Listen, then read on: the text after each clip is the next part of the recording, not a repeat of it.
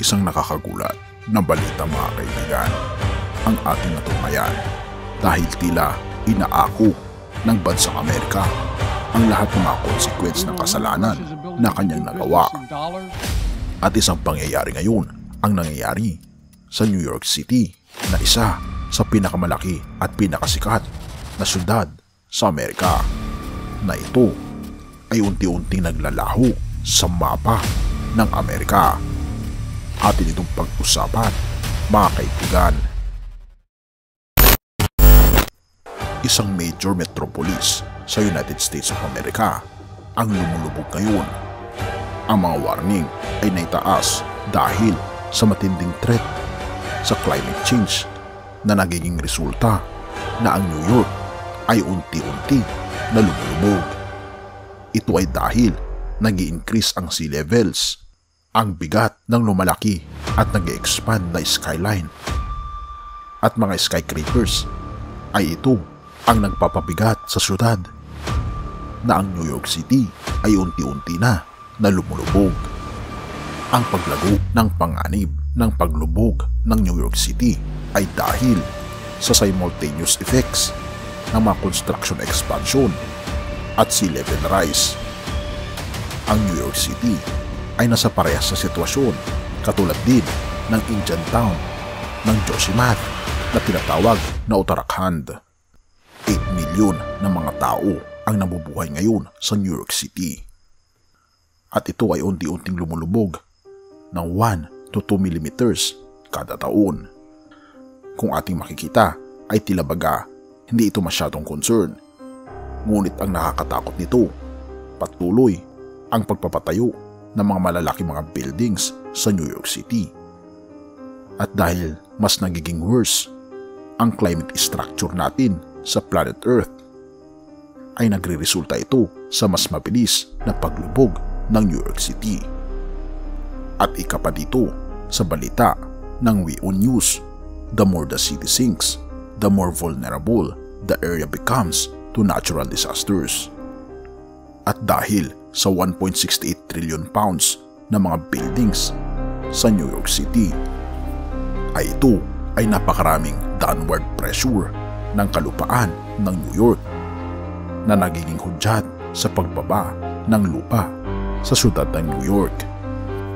At ang ibang parte ng New York ay mas mabilis lumubog. Ika pa ng mga scientist.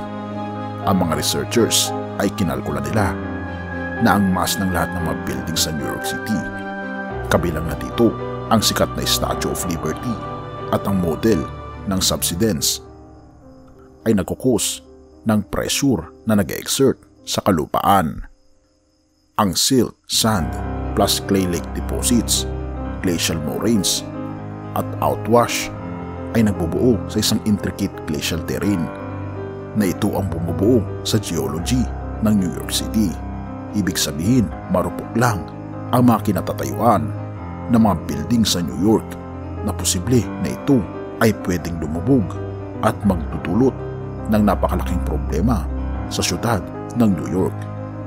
At kung ating mapapansin, ang New York ang isa sa pinakamalaki na syudad ng United States of America na pag ito ay lumubog, ay malamang sa malamang ito na ang katapusan ng Amerika at ganoon din ng ating planeta.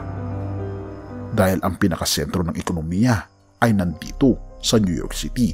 Nandito kasi ang pinakasikat na stock firm sa buong mundo, ang New York Stocks and Exchange. At ang pinaka-greatest risk na parte ng New York ay ang Lower Manhattan. Ganon din ang Brooklyn at Queens.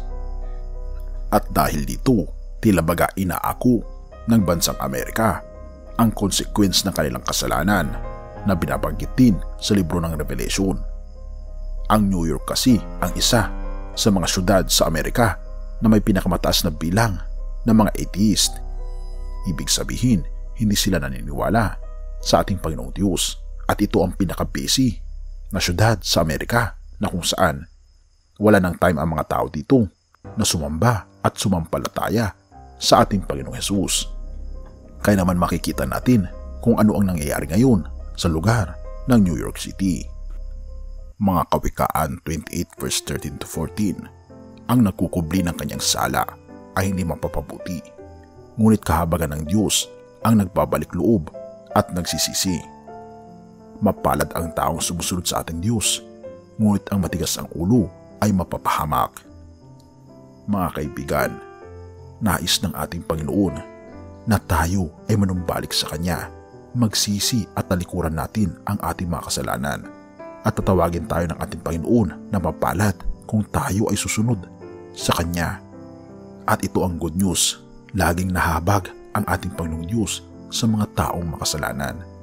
Ngunit kung patitigasin natin ang ating puso, ang ating ulo, ay tiyak ang kapahamakan sa atin. Kaya naman tayo ay huwag nang magpatigas ng ating mga puso. Sundin natin ang ating Panginoon, magsisi at talikuran natin ang ating mga kasalanan. Purihin ang ating Panginoong Diyos at salamat kaibigan sa iyong panonood. Tayo manalangin. Ama naming banal, mga pangyarihan naming Diyos, tunay nga po Panginoon na kayo po ang aming Diyos na sobrang nahabag sa iyong mga anak na nagkakasala.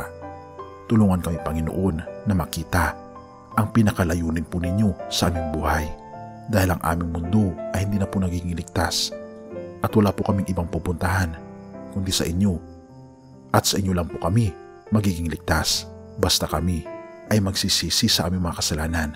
Panginoon, nagsisisi po kami sa lahat ng aming pagkukulang at pagkakasala. Tulungan kami Panginoon na huwag nang manumbalik sa mga kasalanang ito at tuluyan nang magpasakop sa inyong mga kagustuhan.